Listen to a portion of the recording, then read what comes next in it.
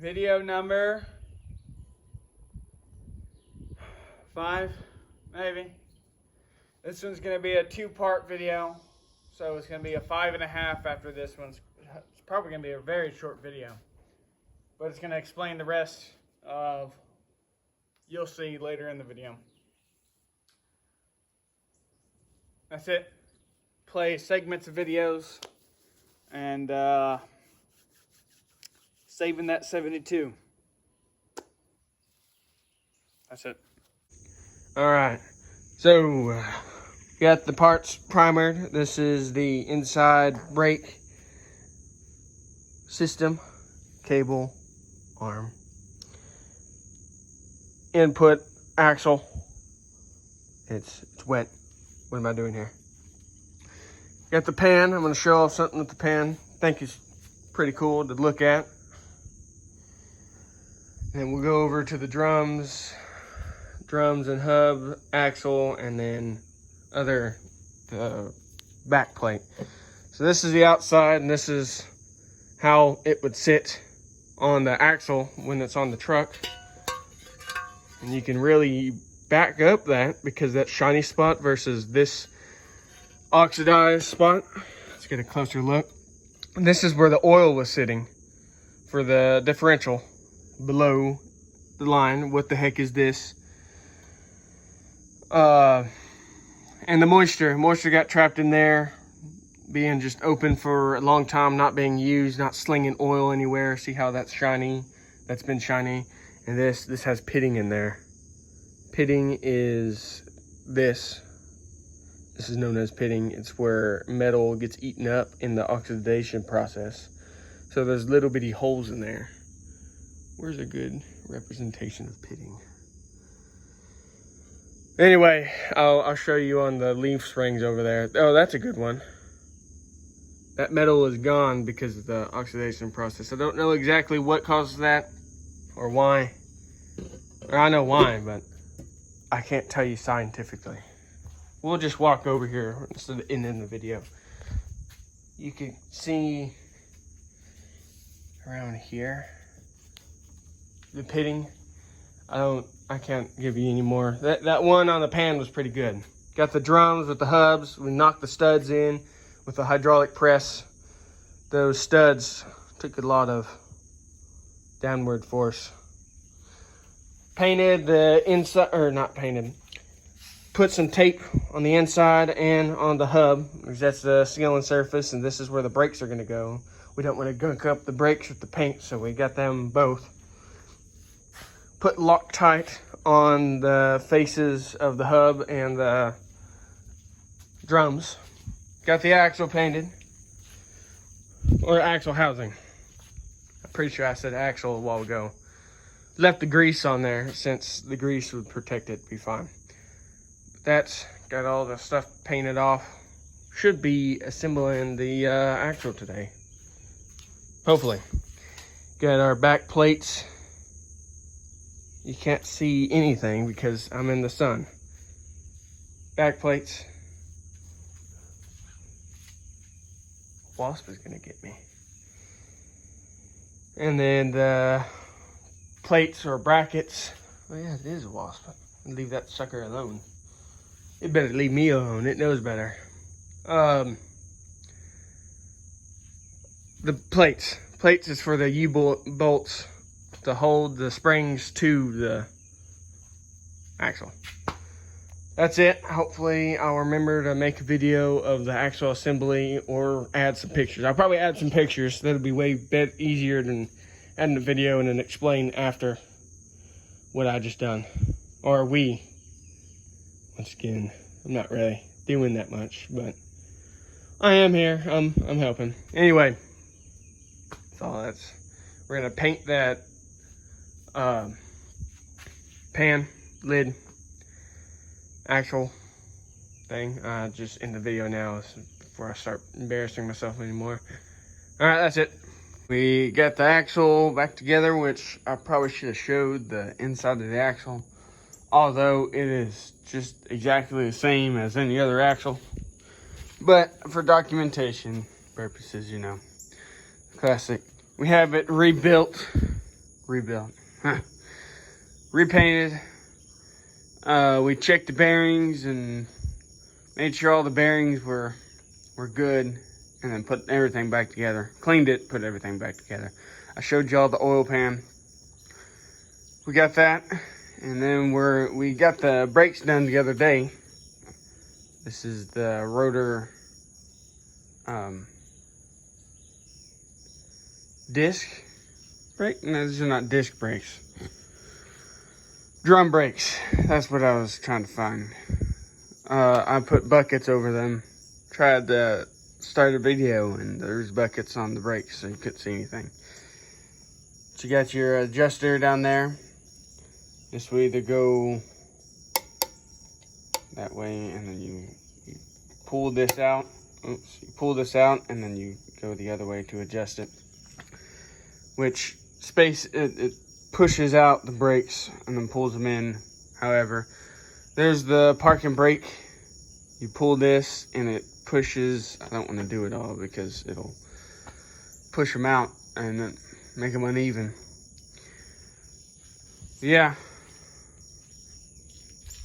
All the brakes redone. We ordered the wrong emergency parking brake, so we're waiting for that. But it would go in right here, and it'll go through all this and hook up right here. The old ones are right here. That little tab. After that, I'm gonna show some pictures after this instead of wasting time with videos. After we get the rear differential done, we're gonna put it on the chassis along with the leaves and whatever else needs to go back there. And then we're gonna start on the front suspension and hopefully have a rolling chassis here by the end of, what's the next month? I don't know. We got September? Yeah, hopefully by September we'll have a rolling chassis. I'm gonna do some pictures. Hopefully I'll remember. I'll set an alarm. I'll do whatever. Hopefully I'll remember. All right, I said pictures.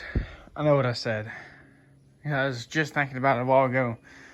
But I'm gonna make a video segment now for what we done, front suspension, rear.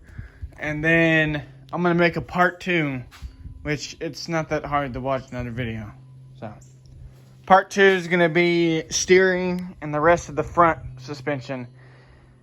I got a lot of video footage on the phone I need to edit together. Enough wasting time. We got the rear axle on, and we got the right parking cables. Got the hubs painted, U-bolts on, and the parking cables in the right position, right spot with the little tabs keeping them there, along with the rear shocks mounted. So the rear, as of right now, we're gonna work out receiver hitch, a towing hitch that goes to the frame versus the bumper hitch that it had before. That's probably, we're thinking of putting a flatbed on there, so that'll probably be something that goes on the flatbed. Well, we'll figure it out. That's later. So the rear axle's on.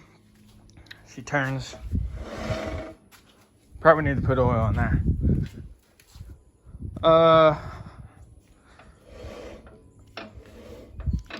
Wait. Oh, there we go. Somebody dropped the axle on the concrete right there. Somebody did that. Don't know who done that. Enough wasting time. What am I doing here? All right, front suspension. Got some interesting things to go on.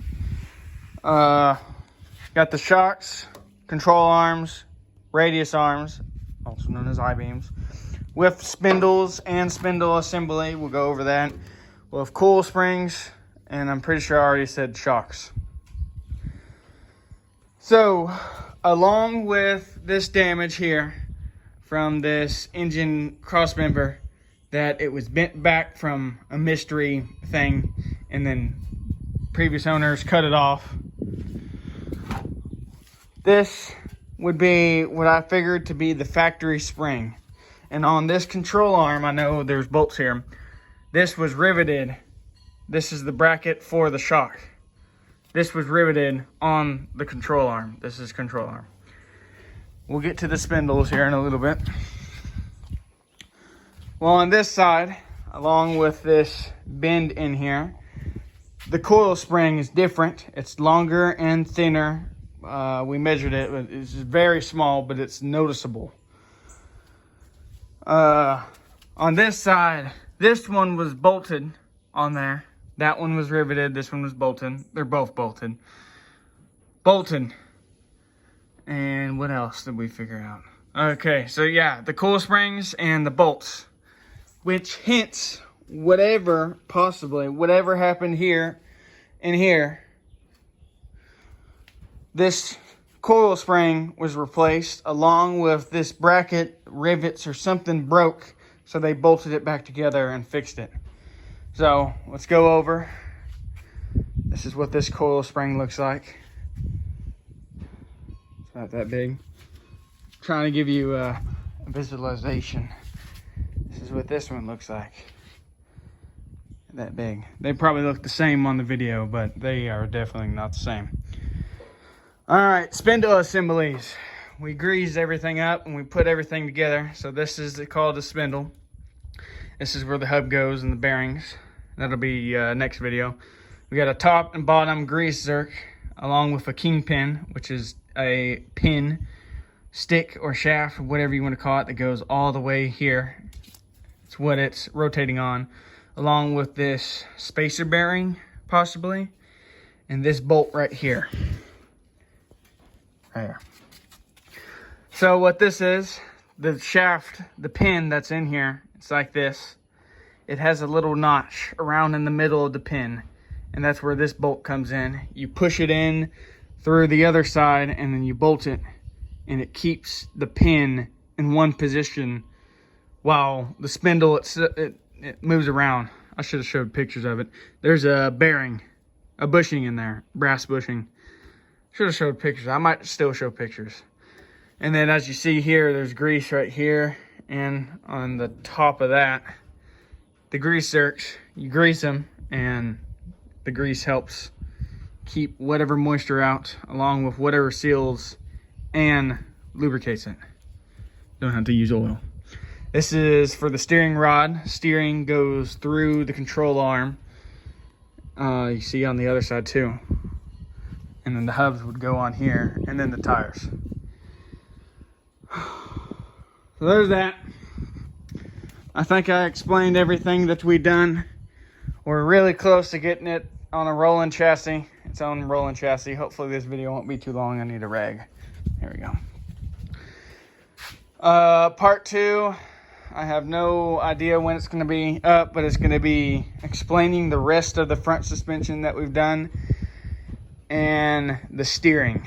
So it's probably going to be a very short video, but either way, this one's going to be a pretty long one, so I'm going to go ahead and get this one uploaded whenever y'all see it. So I think I also forgot to mention we got these cross members in here. This one goes in between the transmission and engine, transmission. This one holds up the transmission. I don't know what this one does, but it's there. So there's all that. This is so cool. Yeah. Went from sitting in a field to sitting at a shop. So cool. Oh yeah.